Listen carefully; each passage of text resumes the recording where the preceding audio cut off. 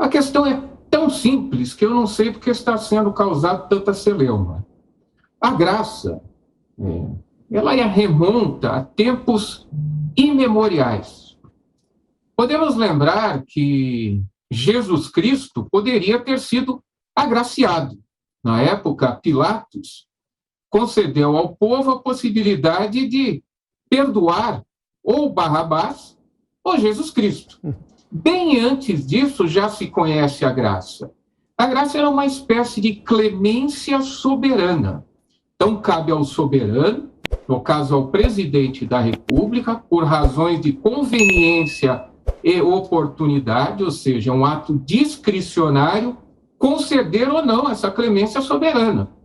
Pode ser por razões políticas, razões humanitárias, pouco importa a razão. Óbvio que não pode ser pela prática de um crime.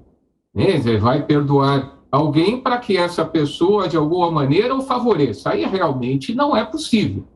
Mas essa graça, ela pode ser concedida, está previsto na Constituição Federal, e o presidente da República, ele tem o poder exclusivo, é privativo dele. Ele pode delegar, mas, na realidade, essas pessoas que vão conceder, Procurador-Geral da República, Advogado-Geral da União, agem em nome dele.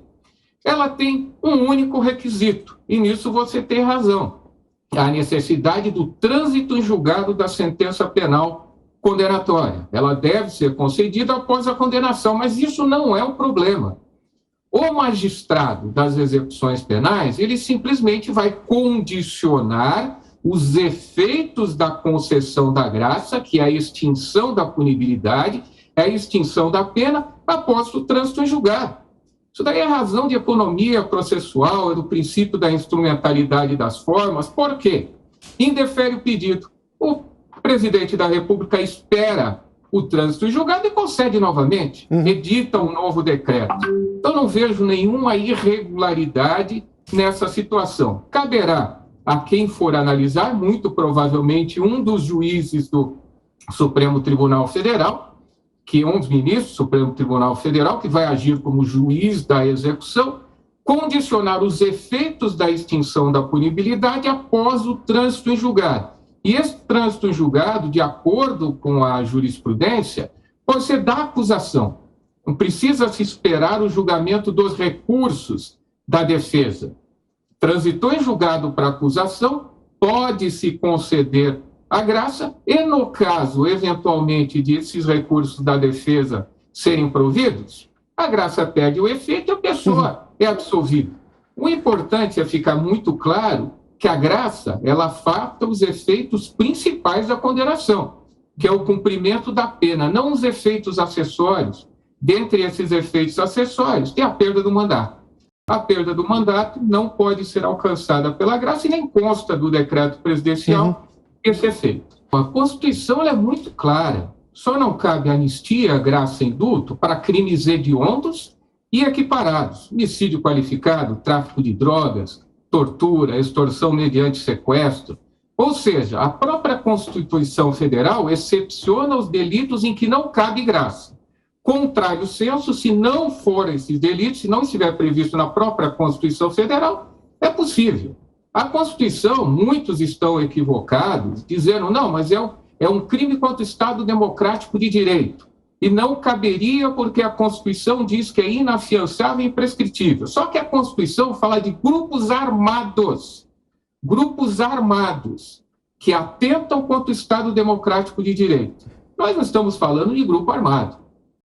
Ele foi condenado por um crime, a gente pode concordar ou não com a condenação, eu tenho meu posicionamento no que diz respeito a isso, mas a Constituição ela não excepciona nesse caso. Só não pode ser concedida a clemência soberana ou a anistia para o caso de crimes hediondos ou equiparados, e os crimes pelos quais eles foram condenados não é nem hediondo nem equiparado.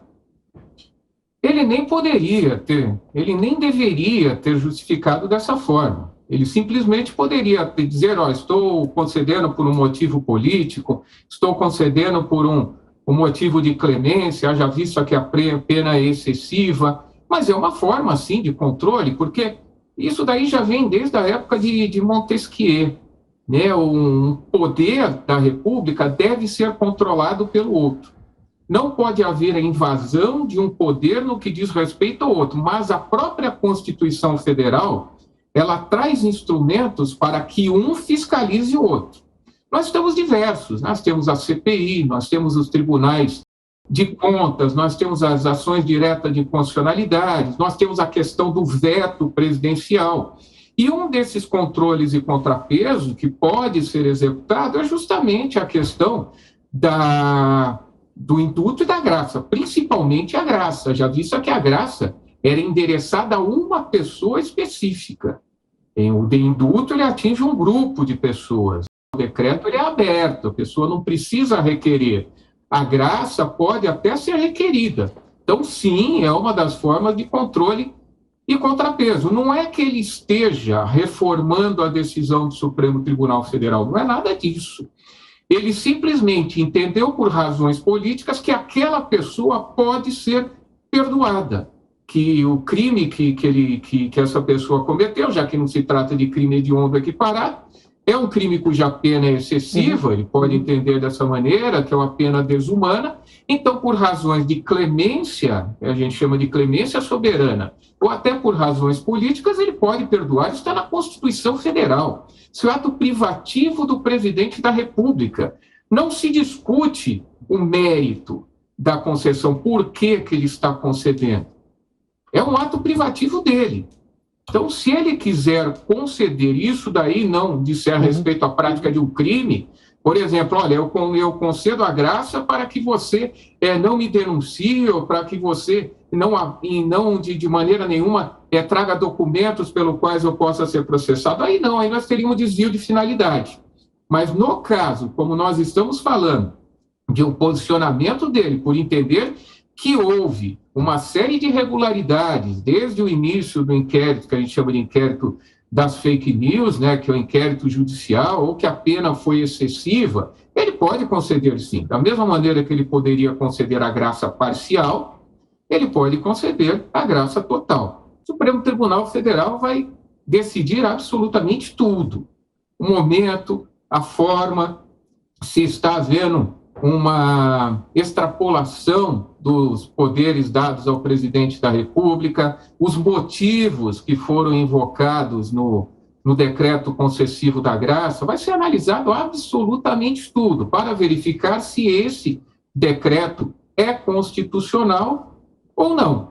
Então, o Supremo pode analisar tudo, desde a questão do trânsito julgado, que no meu modo de ver, como eu já disse, isso daí não vai de maneira nenhuma influir no ato, porque mesmo que se diga, não pode agora, vai caçoar. Pô, transitou em julgado, ele concede de novo. Não há problema nenhum, absolutamente nenhum. Tanto que ele fundamenta o porquê de ele estar concedendo neste momento. Não é o correto. O correto é após o trânsito em julgado. Se é um juiz das execuções criminais normal, o que ele faria? Aguarde-se o trânsito julgado ou declare extinta a punibilidade após o trânsito em julgado. Então, o juiz ele sairia isso daí sem nenhum problema, numa simples canetada. Então, eu não entendo o porquê dessa celeuma. É uma mera formalidade que não traz prejuízo nenhum ao ato. O presidente pode conceder? Pode. É razão discricionária? É. Ponto final. Nós temos ali ministros da mais alta qualidade. O próprio Supremo Tribunal Federal, recentemente, em razão de um decreto de indulto, julgou que indulto é uma forma, tanto a graça e o indulto, eles são muito semelhantes.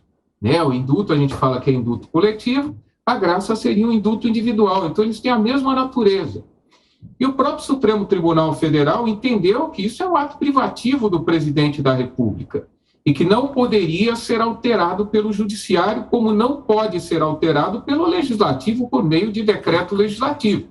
Decreto legislativo é quando o presidente da República extrapola a sua prerrogativa e adentra a prerrogativa ou do Senado ou da Câmara dos Deputados. Aí nós temos a possibilidade de um decreto legislativo cassar um decreto do Executivo, porque o Executivo estaria adentrando a uma seara que é do legislativo, o que não é o caso, que esse é ato privativo do presidente da República.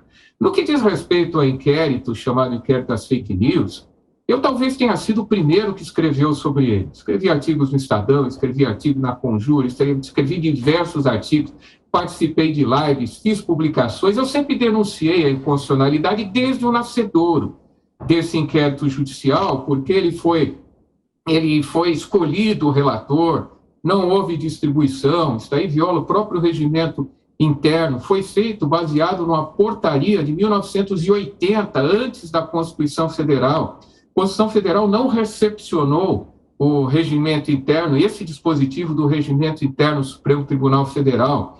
É um inquérito que foi aberto sem fato determinado, ele está aberto até hoje, então ele simplesmente vai pegando os fatos e vai colocando que não é correto, uma investigação é feita em cima de fato determinado. A vítima investigando o próprio autor, muitas vezes até acusando o próprio autor, já visto que foram determinadas medidas cautelares de ofício sem a participação do Ministério Público, violando o sistema acusatório de processo. Enfim, há uma série de irregularidades que nenhum jurista que não haja por ideologia vai dizer que é constitucional, porque não é constitucional. Muito embora o Supremo tenha dito que é constitucional, eu respeito, mas eu não concordo, porque as inconstitucionalidades ali são flagrantes.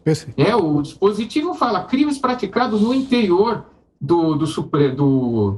da casa. Isso seria um desacato, seria uma lesão corporal, isso ainda contra os próprios integrantes da corte, ou pessoas que serão julgadas por ele. Então não pode dizer que pessoa que transmite lá no Amazonas estaria praticando um crime dentro do Supremo Tribunal Federal, né? Então, Piotr, eu espero sinceramente que seja julgado, eu tenho certeza que será julgado de acordo com a técnica. A questão é simples, né? É o seguinte, efeito secundário da condenação, como a perda do mandato, não é atingido pelo decreto da graça. Tá? Ele vai perder o mandato. Se quem vai julgar, vai decidir é a Câmara dos Deputados, ou se é o Supremo Tribunal Federal, isso vai ser julgado no Supremo em breve.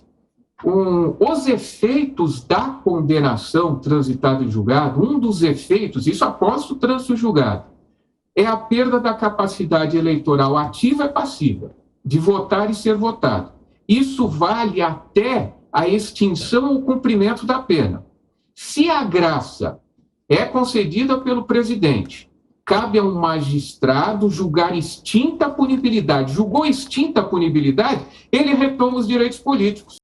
Se não houver uma decisão no acórdão, dizendo, decreto a suspensão dos direitos políticos por tantos anos, que isso é uma medida acessória, se não houver nada disso, se houver apenas a decretação da perda do cargo, ele vai perder o cargo. Só que a partir do decreto, quando for julgada a extinta a punibilidade, ele pode, inclusive, concorrer.